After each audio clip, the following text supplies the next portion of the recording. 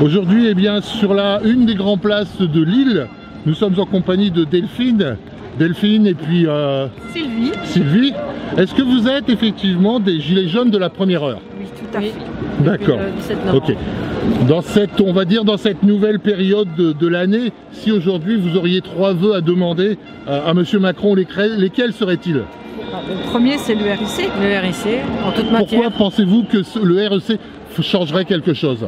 Ça redonnerait la parole au peuple, en fait. Parce Oui. que là, en fait, c'est eux qui gouvernent tout, qui font tout, mais nous, on n'a pas de mot à dire, en fait. Est-ce qu'aujourd'hui, dans un premier temps, il faut savoir que la priorité, c'était quand même les taxes au niveau de l'essence?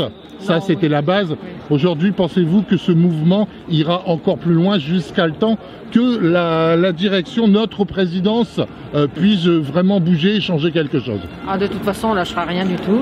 Tant qu'on n'a pas le RIC en toute matière, la baisse des taxes des produits de première nécessité, il faut la fin des privilèges aux anciens présidents, voilà, les hauts fonctionnaires, tout ça. D'accord. Donc si demain le RIC serait mis en œuvre, ou il y aurait un référendum, pourquoi pas, pour le RIC, vous pensez que les Gilets jaunes pourraient effectivement partir sur d'autres horizons et peut-être, pourquoi pas, des européennes? Est-ce que vous êtes pour ou contre les européennes? Oui.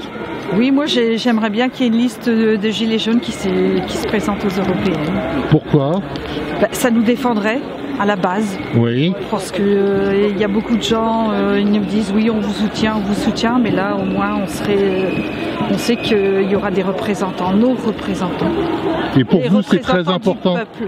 Oui, les représentants du peuple doivent être là.